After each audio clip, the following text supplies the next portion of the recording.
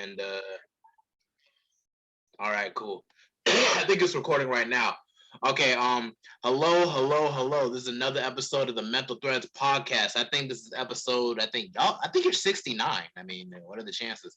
Anyway, episode 69 with your artist name is Jay, right? With the JA and then an E. JA3. Yeah, JA3. Okay, so that's how you like to pronounce it, JA3? You say J or JA3. It's kind of like black. Oh, like Six Flag, but it'd be like black too? Yeah. Oh, okay, that's dope. Yeah, I'm interviewing Jay or JA3 as you want to be called if you want to say anything. Yeah, what's good, everybody? It's JA3. Make sure, I know I'm going to say this at the end, but I'm also say this at the beginning. Follow me on all social media at JAYDAMCEE on all platforms, on all social media. Yes, most definitely. Hold on, let me just turn the fan off right quick. Oh, shit. Okay, that's fine. I want to be able to get knock out all background noises. But yes, most definitely. So yeah, to try to check in. So like you've been doing this like music thing for a while though, right? No, actually, I haven't even breached a year yet. Actually, my first was Greasy Fingers, and that came out on July 19th, 2021. So yeah, it'll be a year anniversary then. Oh, that's cool, man. That's dang cool. You feel like it seems like on your social media, it seems like you've been doing a whole lot from performing and all types of stuff, and like you pretty much dropped like 2 EPs on your SoundCloud so far right now. Mm-hmm. Yeah, man, you're actually doing pretty well. I dropped like one mixtape back in like April, and that's pretty much like my whole foundation so far. I haven't done a whole lot. It's mostly just been like the podcast thing right now. I'm about to hop in the studio pretty soon, man. But in regards to like your drive and everything, like what pretty much drives you to get into this whole music thing? I always, typical black boy stuff. Rapping with the homies in elementary school, middle school, high school, freestyling. Then I came to college, and funny story, I actually got in a rap beef. Cause I like to joke where everybody. I won't really rapping back then. I was just like messing freestyling for fun. So two of my boys now, two of my friends now, I had just met them freshman year. They started a label, and I was like, "When you gonna let me join your label?" And they laughed. So I was like, "Okay." So my first ever like recorded song was a diss track. Dang, you diss track the people who laughed in your face in regards to like a whole hopping onto their label type stuff. Yeah. Also, but they now we like the best of friends. We close, especially we deep in this music stuff. Definitely. That's real cool. That's where you meet a whole lot of your lifelong friends are like in college. I see you went to NCA&T, right? Yes, I did. Aggie Pride. Boo, NCCU Pride, Eagle Pride. It's all love. That's all love though. But HBCUs are top tier though, for real. Like I'm so dead ass about that for real. Because I sort of I used to struggle on predominantly white schools. So like as soon as I touch base at the HBCU, ain't been nothing but an AB student ever since. Mm-hmm. Like, definitely. I always good grade. My high school wasn't predominantly white, but I was in AP and all types of classes and AG elementary school. So it's just like I saw the same people since elementary school, and it was the same 3 black kids, including me. Mm. So yeah, definitely going to A&T definitely helped me get more with myself. I mean, I already was, but helped me get more into myself, and just being around like-minded individuals definitely makes learning more comfortable, especially, or at least it did for me. Nah, yeah, no, for real though, for real, man. You gotta love being at HBCU. I've been hearing your homecomings be wild though. Hey man, it's called the greatest homecoming on earth for a reason. It's called the greatest homecoming on earth for a reason. That's all I can say about it. Dang, I might have to pull up one day. I mean, heck, I know my homecoming went viral, I think, back in 2019, I recall. I think it was like that BET did a special or something on it. Mm-hmm. I know. Yeah, lately A&T and NCCU after 2020, we began a lot of exposure. HBCUs in general, and it's been good exposure too. more spotlight on us, especially when you see like big corporations such as BT, or when Bennett was in the midst of losing accreditation, they was getting big donors and big donations from everybody. So yeah, we definitely got the spotlight on us right now. It's just what we're gonna do with it. We're gonna do well with it in the future. I know like Bronny, did LeBron James' son say he was gonna go to HBCU? I did not know. Honestly, if LeBron James or Dwayne Wade's kids went to like an HBCU, that'd be over. I feel like then it would definitely start some kind of trend for real and everything. I feel like there's a lot of notable people that graduated from HBCUs or went to an HBCU, like a Taraji P. Henson, Denzel Washington. I think Felicia Rashad is still teaching at Howard and everything. A lot of them all came from Howard University though. The only person I know from NCCU is Kim Coles, like from Living Single and freaking in Living Color. But hey, and no problem. HBCU is still prestigious or whatever. But yeah, like I feel like it's definitely gonna go in that direction. Once we start making like TV shows and like dramas and like shooting maybe reality shows on like campus and stuff, it's over. Then I feel like that would start a trend. Yeah, definitely. That's just my philosophy with it. Well, back on the home music thing and whatnot, I know like you explained like how like you basically got a lot more serious about your music career like in college, correct? Yeah. Really, and how's that experience been for you in terms of like networking and like connecting with others on campus? Man, it kind of just fell into place because a lot of the people I make music with now, or I do music stuff with, I've known since freshman year. So the people that do my cover art, the people that mix and master my music, the people that are on my features, all of them I've known since freshman year.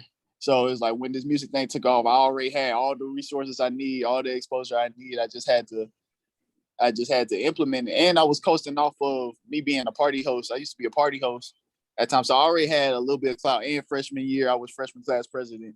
So I was already pretty known on campus. I wouldn't say I was popular, but I would say a lot of people knew who I was. And I just used that to my advantage, man. I was like, okay, well, since everybody already follow me, everybody already know who I am, let me take this leap, take this risk. Yeah, man, I feel like that was a very calculated risk. I don't even see that as much of a risk because you are a party host and everything. So you pretty much are immersed into music as a whole and stuff of that nature. So for you to like go into music more, more seriously, it was just a matter of time and a matter of just taking it serious. So it's just like, and kudos on you for like finding your footing in regards to that. And ain't nothing is more important than like building a very strong team and foundation, so it's just like that could really take you far. You never know where you're going to be at in the next 5 years in regards to this stuff and everything. So it's just that's very, very good. So it's just like in regards to your experience at NCA and T, would you say that your music kind of falls hand in hand into that culture, like like it's just a reflection of Aggie Pride as a whole? I wouldn't say it's of Aggie Pride because I ain't make it to cater to like college students or A&T students. I just like making music. And then people told me my music was good. And then more people started telling me my music was good. So I was like, okay, I'm gonna start dropping music. Right. And then it's just wherever it reaches, that's wherever it reaches. And whoever likes it, that's who it's for. For real. But I definitely use colleges as one of my main promotion ways to promote. I definitely promote the colleges because we're all right there and we're all around the same age. And I do talk about college in my music because that's what I was going through at the time. So I know a lot of college students can relate. That whole experience as a whole, right? Yeah. Yeah, man. No, I can feel that. That's the great thing about college. Like, it's basically like a mini town. So especially in HBCU, like everyone kind of knows each other to a certain degree, and like the more you're like doing like something positive, then people kind of gonna get interest into it and whatnot. So that's actually pretty wonderful and everything. So in regards to your influences in music, I know before we hopped on, you mentioned Kevin Gates was like there was a phase where you listened to a whole lot of Kevin Gates. You say like he's like one of your main influences. If there's others, would you like to go deep into that too? I would say one of my main, but I definitely I find different things from every artist that I like Shorty. I like how he uses his ad libs. Tyler the Creator. I like his scheme as far as like his layouts for his album, how they all flow together. As far as flow wise, I draw towards Andre 3000, West Side Boogie. And as far as like beat wise, I fuck with like sometimes I fuck with Doja Cat beats. I fuck with Tierra Whack beats. Okay, that's cool. That's like that you're actually admitting that a lot of your beats influences are mostly female inspired to an extent. That's actually pretty cool though. Yeah, I like good music. Like I'm just a fan of good music. A lot of people do music or do one genre of music, they tend to stick to that genre. But I listen to country music, I listen to Adele, I listen to everybody, I listen to Fall Out Boy, Paramore, all that. Jason. I mean, with Adele, I feel like a lot of Black people mess with Adele to the point where it's just like, you know, I mean, as soon as rumor has it comes on at the Dollar General song, I'm nodding my head like, oh snap. Yeah. For real, but that's actually pretty versatile. I'm surprised that you brought up Tyler the Creator, but I'm not too surprised, you know. But I can definitely feel the Andre 3000 influence for sure, because you have a deep Southern cadence when you're rapping and stuff of that nature. That it's not like, you know, like you're not trying to implement a different style, so it's like it comes more naturally. So yeah, Andre 3000 is really like the go to that, you know. So it's just yeah, definitely. There's like other Southern artists such as UGK, Big Crit, all of them.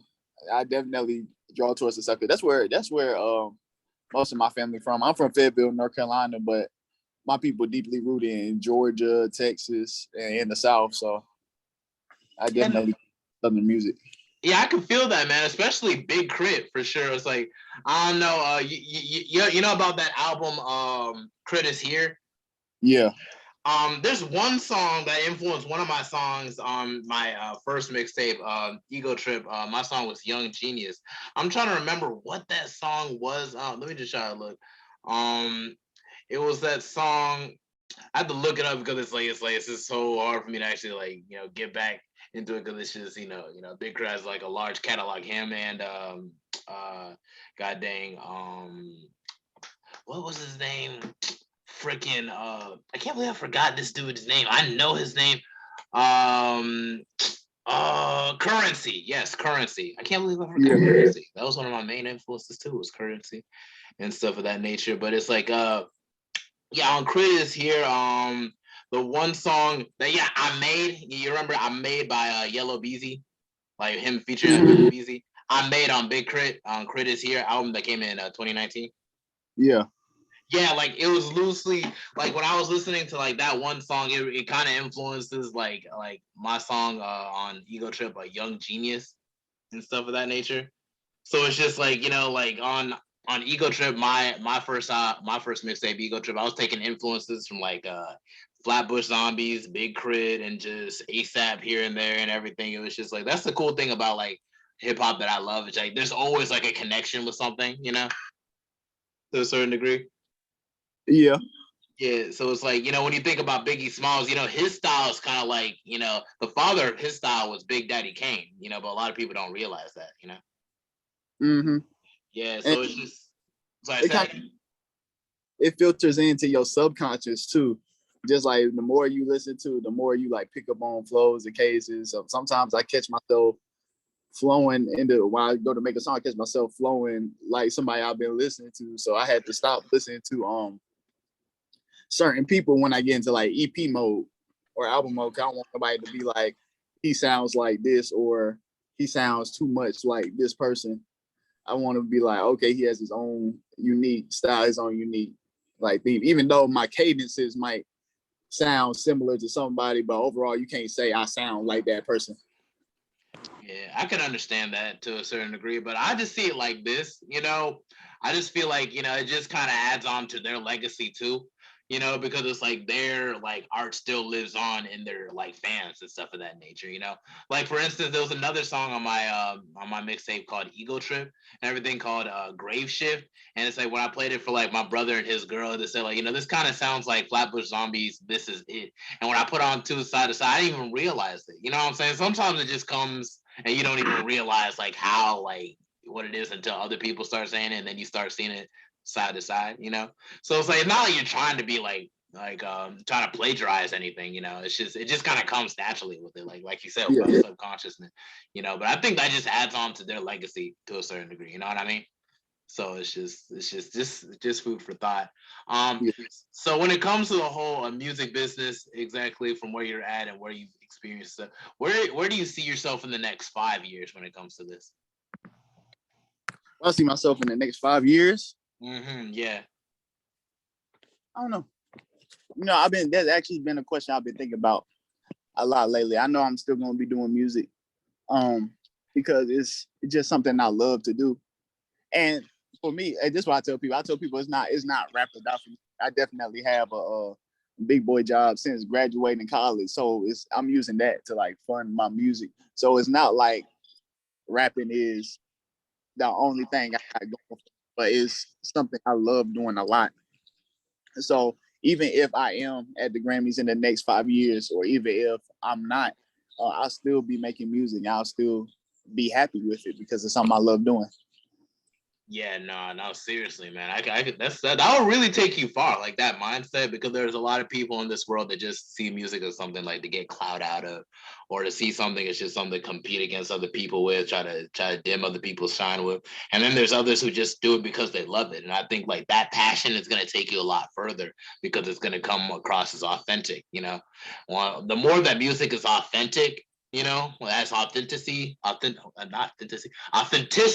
the foundation of like what your music is and everything. People are really, really going to like really gravitate to that. Like with Tyler the Creator, at first, a lot of people were saying, "Oh, this nigga weird," and blah blah blah and everything. But it's like the few people that actually got it or who actually get it, like they got it. You know what I'm saying?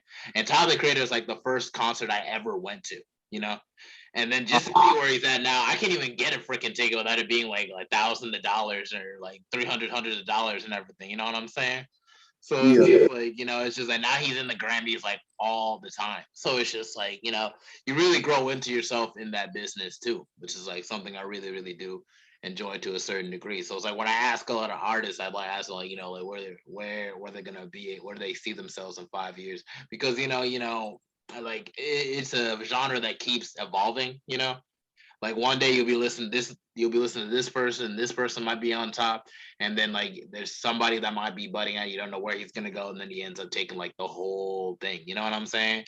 Like when Drake first came out, a lot of people just thought he was soft and a lot of people didn't take him serious. Now he's like, he's at a point where it's like you really can't touch him, really. Like to even get a Drake feature could probably do a lot for your career and Yeah. stuff of that nature. So it's just like, to that degree and everything, like could you see yourself signing to a label, or do you only see yourself as like independent? I'm gonna stay independent. And just know if I sign that, like, it's definitely gonna be on my terms. It's definitely gonna be how I wanted it. It's definitely gonna be all everything I need to make me feel comfortable to sign into that label. It's definitely not gonna be on no slight stuff, because I study. I tell people I love this. I love it so much. I study it. So it's like I hear the stories. I research the stories. I read the articles, and and this is just a decision I made to stay the independent route. And now it's not as hard to be successful independent as it was back then. So it's not like I'm passing out CDs at the mall. I could talk and make a 15-second hook, and then that get like 3 million views. Next thing you know, I'm getting booked for shows. So it's here to be successful, to be progressive in the music industry now. It's all about finding your way or finding which way you want to do it. Yeah, man, that's a wonderful time that we live in, man. It's a good thing and a bad thing to a certain degree because people have a very short attention span. Um, so it's like they might gravitate to something that might have not a whole lot of like that's kind of shallow or maybe not too deep or whatever. And so, Yeah. like the party beats and stuff of that nature, like the twerk stuff, which is all cool. We all deserve to be in this game just like anybody else. but it's like a lack of like, you know, a diversity to a certain degree. Like, you know what I'm saying? Like, it's just like, you know, I feel like a lot of artists are starting to flood in, but not a whole lot of faces are really standing out, you know, to a degree. And even when they do stand out, there's like, it's kind of like, there's kind of like in that weird position where it's like, are they really going to be what people are into? And you know, me and my brother were talking about it the other day. Like, my brother prefers Baby Keem over Corday. I'm more siding more to Corday. You know what I'm saying? But I listen to Baby Keem, and I also appreciate Baby Keem to a certain degree too. But it's like a lot of people don't really connect with Corday for some reason, which is weird. I like Corday, but it's like I could pretty much understand why a lot of the people wouldn't connect with Corday, because it's like it feels like he's kind of heavy with the boom bop. You know what I'm saying? Mm-hmm. Or it's just like it's just him constantly trying to be like, you know, like the best rapper, but not trying to be like more of the best artist. You know what I'm saying? Yeah, definitely. Like he's not like, you know, it's just like, you know, it's just like we feel that and whatnot. So it's just like I ain't really against it. I really think Baby Keem and Corda, I feel like they all got bright futures ahead of them and everything. But I can see why it's gonna take like a while for people to kind of warm up to them to a mainstream perspective. You know what I mean? Yeah, I know. I mean, I I just got into Baby King for my room all the time. So it's like after you hear so many times, you start actually listening, and you be like, huh? Like he types sliding. Like he said, what song is this? And that's kind of how that happened for me. Corday, I've been listening to him every time. I wouldn't consider myself a fan. I listen to a project when he drop it. I definitely listen to a project he dropped. I feel like he's one of the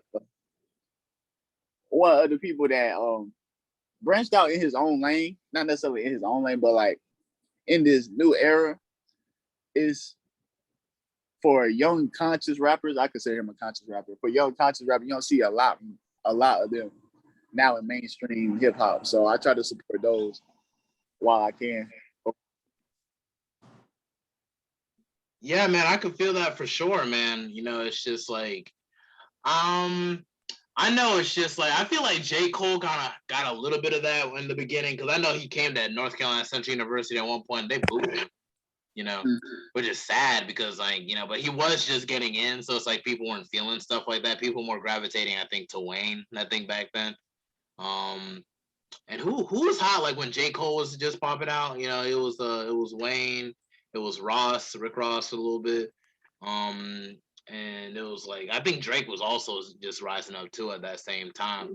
So it's just like, you know, like we're at that point in life where it's just like I feel like J. Cole's starting to slow down, and like Kendrick's like or just dropped his album. I think Mr. Morale and the Big, that's his last album, right?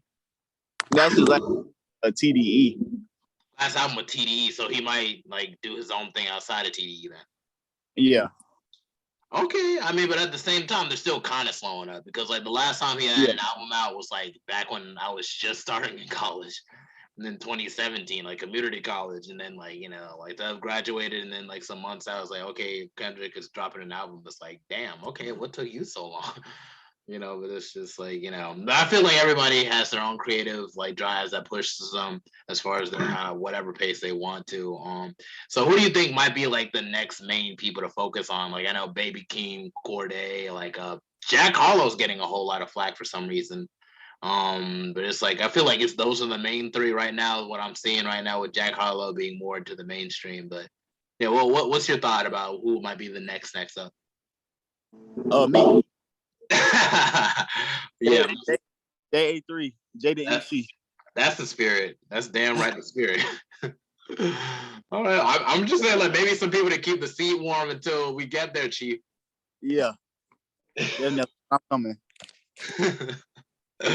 All right, that's cool. That's cool. So it's like, do you have any like ideas? Not ideas, but do you have any plans in regards to what your next projects might be going into the future? I know I'm dropping the summer tape. I know that for a fact.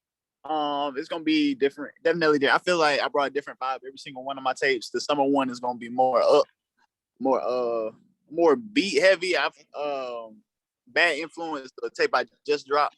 That was more bar and Stories of the Heartbroken. My first tape that was more conceptual. So this one is probably just gonna be, I guess, similar to like how Amigos album is set up. just like a bunch of Okay. songs that go hard. Okay. Just a bunch of summer songs that just go hard. So that. But right now, I'm still pushing Bad Influence. I'm trying to figure out what song I want to shoot a video for. I know I'm probably going to do 2, so stay tuned. But until then, I'm going to keep pushing my music. I'm going to keep performing, all that. Okay, yeah, no, keep it up. No, for real though. For real, like keeping up that momentum. There ain't nothing more important, like especially individually, than like just keeping the momentum focus and keeping that momentum up as you're doing one thing to another thing, from music videos to dropping the music to hitting the studio, stuff of that nature. So like for this summer tape, you mentioned that it's gonna be touch on like Migos. Is it gonna be more like hook heavy? Is what you're saying? Like more hook and beats heavy? Kind of, is that what the focus is gonna be? Look, more melody. More melodies? Yeah. Oh yeah.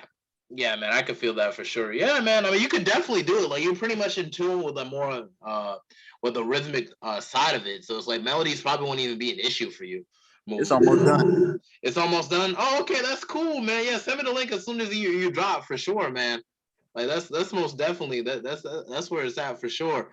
Now, if we had to step into the other side of like the whole interview and everything, like when it comes to like your experiences at NCA&T, I know you mentioned like you pretty much literally voted like what, you're a freshman president? Yeah, but yeah.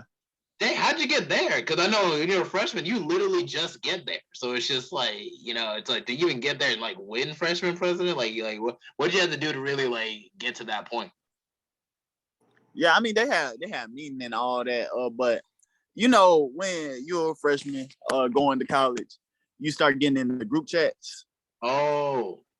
So I was already making my rounds in the group chat. I won't tell people I was running for freshman class president, but I was just being a humanitarian, just like talking to people, to know people, stuff, people seeing my face. I was locked in before I even touched campus, and then when I started running, I just kept doing that. Kept pushing like, hey, I remember you from the group chat. Hey, I remembering people's names when I first meet them.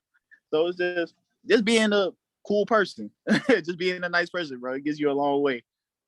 No, most definitely, man. It does, man. Like the more people like know you in an area and stuff of that nature, can actually recognize you, and it can actually attribute your face to like a positive thing, like whether it's music or whatever. That could really, really take you far, and it's really good for like building your brand too. In regards to your brand, how would you say is like what reflects your brand to an extent? If you really had to put your brand into words, like what are the philosophies that build the foundation of your brand? The philosophy, the foundation. Like, what are your values? Like, how does that connect with your brand? My values, God, family, and just being heard, man. I've been like I've always been using my voice. My parents pastors, so I would be raised in the church. I always had to go up and speak. Even then, chair of the youth council back in Fayetteville in high school. Oh, was always giving a speech, was always in front of a crowd. Part-time activist, well, full-time activist now. But so it's all about being heard, whether it's me, whether I'm speaking for a group of people. If you can relate, or if you feel like you being heard through my music, or if you listen to me and see and hear something that you can relate to, then I'm doing my job, man. That's really why I make music. I feel like, okay, this is gonna be a way I could get people to listen to me, and I could be heard in a creative way. They say a picture's worth 1,000 words. I use 1,000 words to paint a picture. And that's a fun fact, because I literally can't draw. If you ask me to draw a stick figure, it would be terrible. So I have to write to get my point across. Ain't nothing wrong with that, man. You got to find a way. That's the cool thing about getting your point across. That's what hip hop was pretty much founded on. It's just like basically just venting out a lot of the frustrations a lot of our people had to face within this system. Were there any struggles that you had to face? Oh, by the way, keep in mind, we only got about 8 minutes left in this recording. We might have to continue it on a different recording. But anyway, don't even worry about that.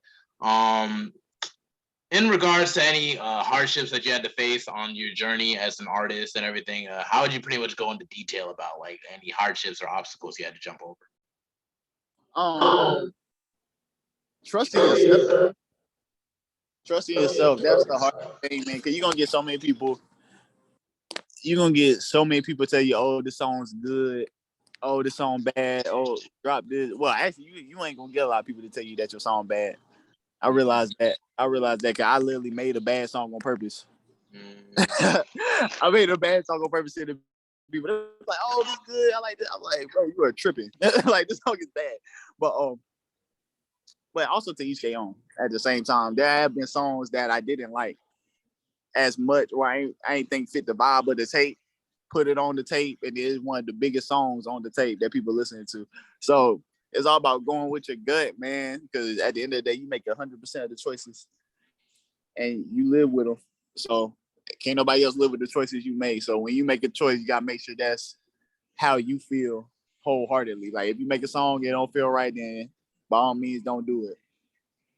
But yeah, no, I could relate to that for sure. Because back on my tape and everything, I had to make a love song for my tape because I wanted to be more variety and everything, and that became one of the most like popular songs on my tape and everything. And it was just I didn't even know what to talk about, to be honest, because I always felt like it was always like some fucked up shit that happened in my past. But like when it came to like I made a list of things I was trying to manifest like a certain like person in my life, you know what I mean? And I was just going off the list, and that's what I based like the song off of. And like it was just all right. Like the person I was like recording with, the studio, he said, "Oh yeah, you should definitely touch on this vibe more often." And it's like even like other people that actually listen to my tape was like, "Yo, that's my favorite song." And I'd be thinking it was like the most corny fucking song on that whole tape. But it was just something I felt like that just needed to be on there, cause I just didn't want to, cause like my tape was more focused on mental health type things. But I feel like there was just something like I needed like a breath of fresh air, to jump out of the whole grandiose, like braggadocious, and also that depressing type. You know what I'm saying? Just something to kind of shake things up. You know what I'm saying? That was just it. Um. So I mean, oh man, Jesus. So it's like I know we've been speaking about like a whole lot of like influences and like also speaking about the future, but let's just speak more about the present and stuff of that nature. I feel like the four main people is just like that are kind of coming to it, like, whose careers kind of like slowing up is like Kendrick, J. Cole, Drake. Well, maybe not so much Drake because it's mostly in the mainstream for now, but like he'll have his day where it's just like he would just be like, you know what, I think I'm done with it. And also even Kanye West with the Donda thing, like I didn't even get to listen to Donda too. I feel like don't you got to pay like $100 to listen to Donda too? I think so. I don't know. I ain't listened to it neither. Yeah, I don't get the business side of that because how are people gonna listen to something they gotta pay like hundreds of dollars to listen to, like but yeah, in regards to like those four and everything, like do you feel like they in a sense kind of influence you, or to a degree maybe like kind of like I don't want to say influence, but in a sense like just building the atmosphere for growth as an artist? Do you feel like it kind of just influenced you to a certain degree also? Yeah, definitely. Especially people always be like, "Oh, you must know J. Cole when you're from the Ville," because I'm from. I hear, and I'm aligned. Like, yeah, he my cousin, just like Mike else, bro. Because that's such a played out question. But I definitely with J. Cole, yeah, because we from the same city, so we know it's possible, and we ain't really Fayetteville don't got no rappers for real. Besides him, Murray just happened. So one time, okay, it was luck. Two times, that means it can happen again. So I'm just gonna be that person that has to happen again for. But yeah, Kendrick, always one of my favorite rappers. Listen to all his music. Started all that. Grew up on Kendrick. I grew up on Lil Wayne and T-Pain too. I actually just saw T-Pain at Dreamville Fest. Not even at, I thought, but I also saw him in Charlotte like last week. Oh, he was performing in Charlotte last week, and the way he performed, it just sets a fire inside me. bro. Because for him No, to be, seriously, no, really. I didn't mean to cut you off, but it's like, dude, seeing T-Pain like live at Dreamville Fest, I'm like, oh my damn, this dude was really influential for real. When I say it was hard to get to the front, like we all knew it was influential, but it's like to actually see him in concert, I'm like, dude, this guy has bangers behind bangers. I'm like, hey, who could go up against T-Pain in a versus battle? Because I can't. Yeah, we was deep. We was deep at Dreamville, man. We was deep in the Fred T-Pain, man. But yeah, I saw him in Charlotte, and he performed literally all his hits, even the songs he's featured on. And just wholeheartedly, man, put his heart into it. It just really like sets a fire in you as an artist. For him to be as well developed in his career and still going as hard as he does to put on a show for his fans and how much he loves his fans and stuff, it really wants you to get to that point. Like it drives you to be like, okay, I want to be here. Like when I'm 10 plus years in the game, I still want to be able to be that person. Like I go sell out shows. Yeah, man. But he was so influential too. I know like people hate on him for the whole auto tune thing, but the way how T-Pain used auto tune, it wasn't bad. It was just right. Like it's when people started using it for everything and started being saturated. That's what kind of messed up the music industry. Is like everybody was trying to do the same damn thing, and it's like, you know, it's marketable and it's profitable, but it's like, dude, like that was T-Pain's thing. I feel like T-Pain should have sued some people. I'm not even gonna lie. That's just oh yeah, man. Auto tune, I love auto tune, man. I love auto tune. I ain't gonna lie. I'm definitely one of them. I'm not too good. I have like 2 singing songs, I think. Like 2 singing songs in my last couple projects where I'm actually singing on, man. And I could carry a tune a little bit, but hey, that just put a little bit of tune on there. It kind of freshens it up just a little bit. Just kind of like, you know, it just polishes it up to a little bit. Yeah. But you shouldn't depend on it forever, but it's just like, you know, it's not even just auto tune. Like there's other voice effects that people use, like, you know, that can actually help them with singing and stuff of that nature. Even Travis Scott, it like auto tune is like, and Travis Scott are like, you know, or like, you know, the fingers crossed thing. I'm literally fingers crossing right now. Like, you can't see, but it's like, yeah, like they're like that, you know, to the point like if they cut off auto tune, like Travis Scott concert would feel like what the hell is going on right now? Like, you know, it just wouldn't sound like Travis Scott. You feel what I'm saying? Yeah, definitely. Nah, for real. But yeah, we only got like about like I think 1 minute I think left on this, so we could probably continue this conversation for a little bit into the next recording. That's all right with you? Yeah.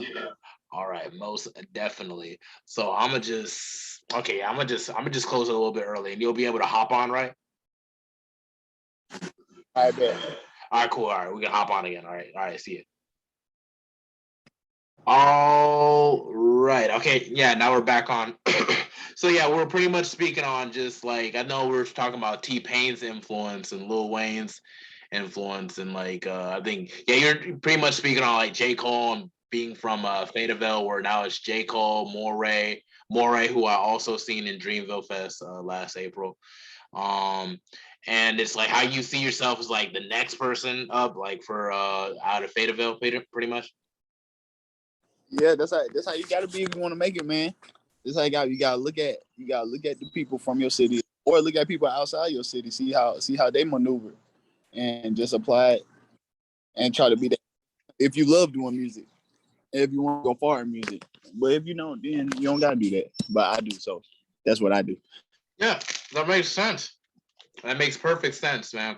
Like, and especially for J. Cole's sake, like to come out of a town in North Carolina and like be one of the biggest like rap stars like on right now and having like the biggest brands and everything. Me and my brother talk about this all the time. It's like out of TDE, OVO, and Dreamville, I feel like J. Cole pretty much has his team locked in. I feel like Dreamville kind of outclasses both of them, in my opinion.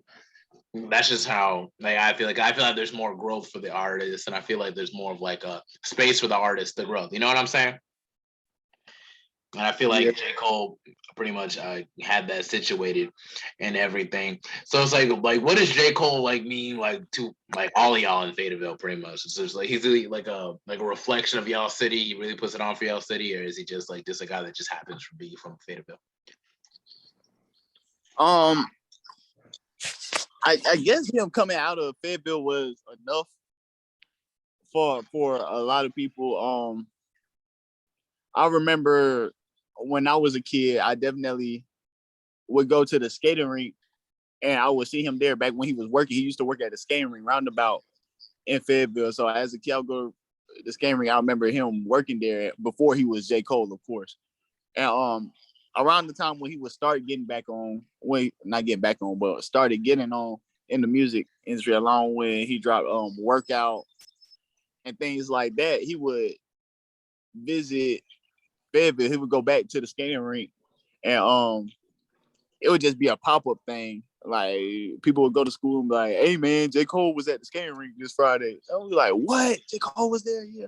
And then he would just pop in, pop out, all types of things. And so that to a lot of people at Fayetteville was enough.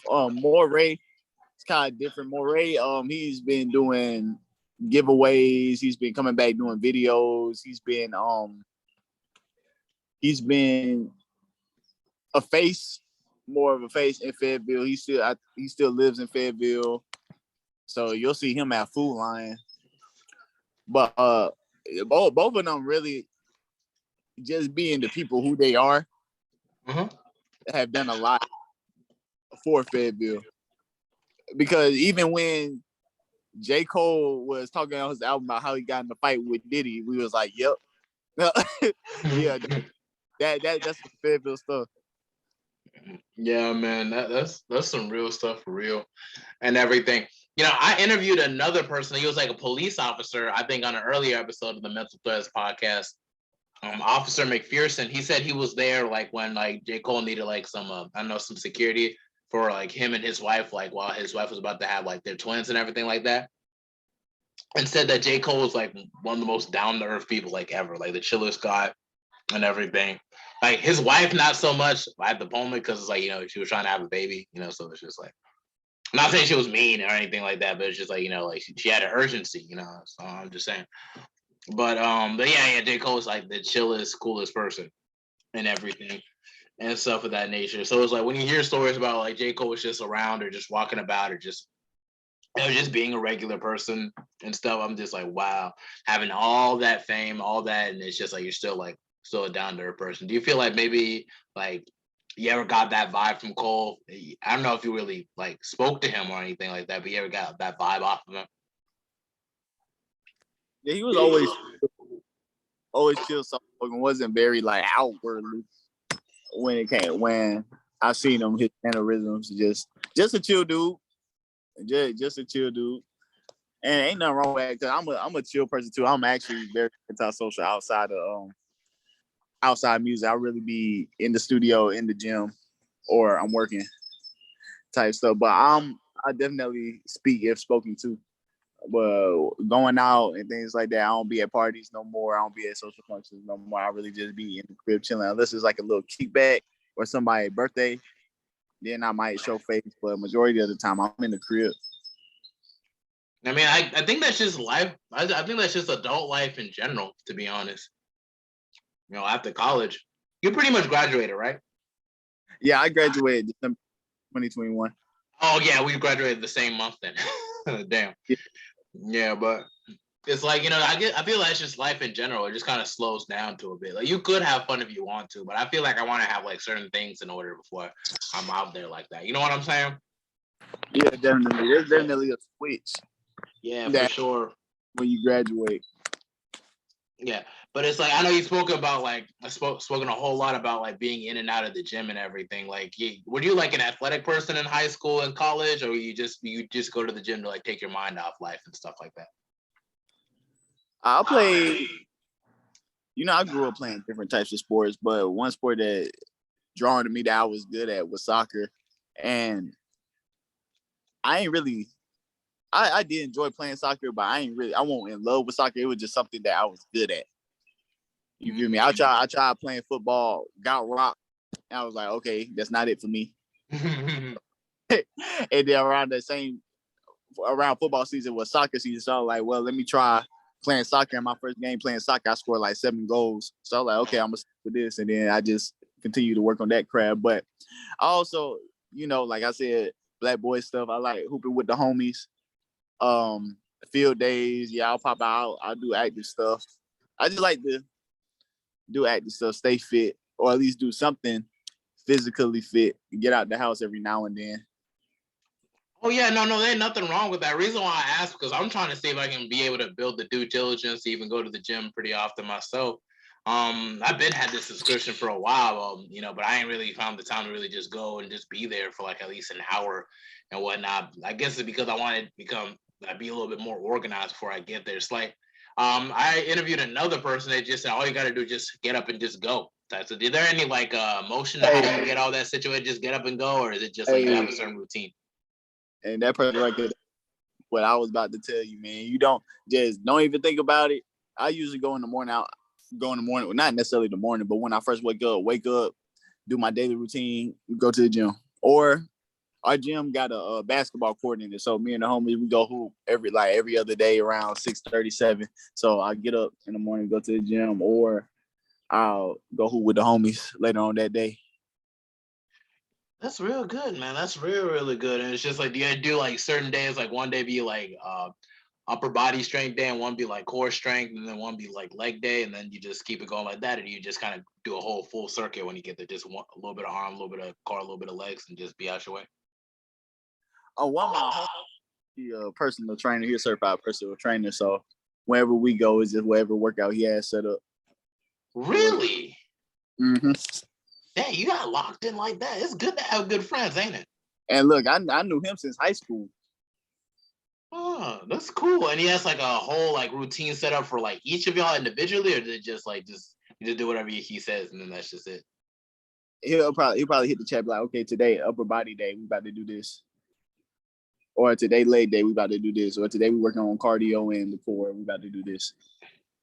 That's good. That's real good to have people on your team like that. Even if it's outside of music, but just in general. It's always good to have like a friend that's deep in the spiritual type stuff. Would you say you're deep in spiritual?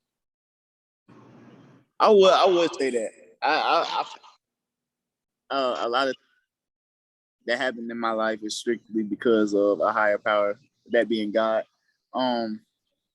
Definitely. Also, like I said,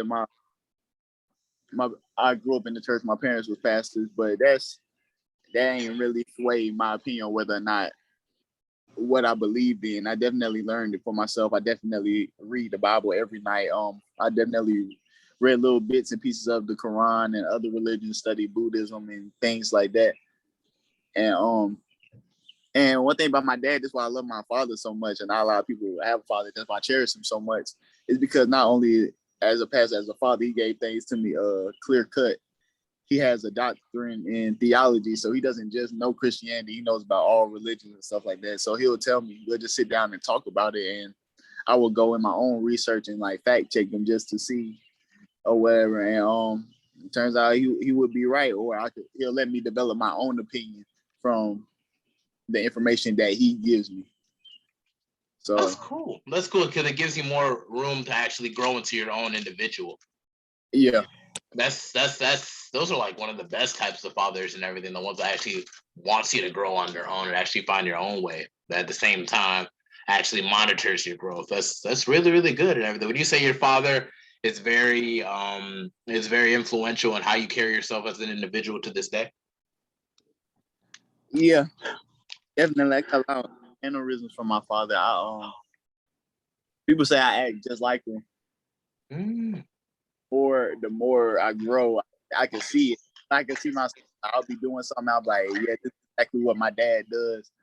So he's definitely been an influence in my life, a good one at that. That's cool. So like, what type of, and what ways and else does he like influences you as like an individual too? Do you feel like maybe certain like tics that you do? Is there anything else like just like just certain ways that you think, certain way that you handle situations? You'd be like, okay, this is just like my father. Has there ever been a time where it's just like, okay, yeah, this is exactly what my father would do? Yeah, I feel like I used to get speeches and things like that. I used to always be, like I said, I always used to be front of a crowd. Now you always used to talk, and my presentation would be like his. I don't know how else to explain it, but it's just like you got to see him. You got to see him like on a Sunday preaching, you guys see me like give a speech and you like, wow, this is like a carbon copy type thing. Definitely how he talks. And he a jokester too, so that's where I get that from. I be playing around, messing with people all the time. And yeah, that's all I can think of right now. But he's definitely been an influence. Yeah, that's wonderful, man. I feel like your fathers are also very, very important in terms of like setting, not really like so much your philosophy, but just how you like basically like handle various situations and just how you carry yourself as an individual. I feel like your parents are all pretty much kind of chip into like, you know, your personality to a certain degree. You know what I'm saying? Yeah. But if we had to speak on the whole NCA&T talk again and whatnot, because I know NCCU is like a big, huge influence into where I am at right now. I pretty much identify with NCCU, like in being like a former, being an alumni from NCCU. It's like I'm very, very proud to say that I am, because it's just such a big part of my life and whatnot. Would you say that NCA&T is like a very huge influence onto your life and everything, like the things that you learned, the friends that you made, and just stuff of that nature? Just the experience being at NCA&T for the past couple of years, like would you say that it's just something that's gonna carry on with you for years going forward? Yeah, definitely. I got like 15 all met a year, man. We stuck through it all 4 years, graduating through thick and thin, good and bad. That's a bond I'll probably never forget. I'll probably never lose. And with all them bringing to the table, man, they're all so great. Like they're all doing their own thing, whether it's crypto, whether it's working, whether it's moving to tell. Like I got friends in Tampa, I got friends in Houston, I got friends in California, Seattle, all doing their thing and doing it to the best of their ability and doing it probably debatably better than anybody that's doing it. And you can check me on that. I got friends that shoot the best music videos that I've seen in Greensboro. I got friends that make some of the best music, produce some of the best beats that I've seen, I heard in Greensboro. I'm not being biased because they know I'll tell them when I'm rocking with something. I'm not rocking with the beat, or I'm not rocking with a. So, everything they do, man, like just everything they do is kind of like intertwined into my persona, my way of living. How I make music, I write a song. Yeah, so like they influenced me a lot as well. So just if I wouldn't have went to NCA&T, I would have never met them. They would have influenced me as much and help push me to be the type of person that I am. Yeah, man. I feel like HBCUs are just beautiful that way. You know what I'm saying? Like I always rep HBCUs. Like my experience was so good at an HBCU compared to other institutions, man. I know it might sound a little bit left field, but if I die, I went to heaven, I hope it's just a gigantic HBCU. You know what I'm saying? Yeah. No, like dead ass. Like I'm so serious sometimes. Like it's just like, but you know, there's still a little bit more life ahead of me. But I feel like I owe it to NCCU for pretty much setting me on that path. You know what I'm saying? Like I know that my future is like secured because of the education I got from NCCU and the friends that I made at NCCU. You know, the brotherhood and you know the family sense. That's why I can't wait to come back for my homecoming, which is going to be in October. Then when is NCA&T's homecoming again? You said when? Yeah, when's NCA&T's homecoming this year? That's around Halloween. I know it was the week of Halloween, 1 week. I think like the week before one year. So it's around late October. Late October. Okay, cool. Heck, you know, heck, if our homecomings are going on at the same time, I'll just pull up NCA&T and I'll just hit you up then. All right, you're just gonna try to show me what that's all about. Whatnot, because I heard some things. I'll put it to the test. You know what I'm saying? Yeah, definitely. Yeah, no, for real though. But yeah, I think that pretty much does it for this episode of the Mental Thirst Podcast. I think this is episode 69. Yeah, man, I want to appreciate you, JA3 and whatnot. I don't want to say your government name. Your government name is kind of showing up on the screen now, and I ain't got permission to do that. I appreciate you for hopping on for sure. You got any last words you want to let the audience know before we bounce off? Hey, man, it is JA3, J the MC. Follow me. on all social media platforms at JAYDAMCEE. Stream Bad Influence on all platforms. If you go on my Instagram, there's a link in my bio. Please click on that, and then go listen to my music. I promise you, it's good music. And yeah, that's about it. Shout out NC. Shout out my mama. And gotta shout out your mom, man. You gotta let them know. That's all I got, man. Yeah, man. I appreciate it, man. I appreciate it a whole lot for hopping on, man. Because when artists really take their time out their day, well, they could be doing anything to really hop on my podcast. I really, really do appreciate it because I do have a certain number I'm trying to hit before the end of the year. So anything closer to like my goal and everything, like it's very helpful. So it's just like, I'm gonna definitely like repost your music. I'm gonna look deeper in your catalog and everything. I'm gonna check you out also and everything a little bit more deeper than what I've heard so far. And we could pretty much, we could. Who knows? Maybe one day we might collaborate. Only time will tell. Yeah, for sure. All right, cool. All right, thank you all for listening to this episode of the Mental Threats Podcast with Someone In. Now we're Someone Out.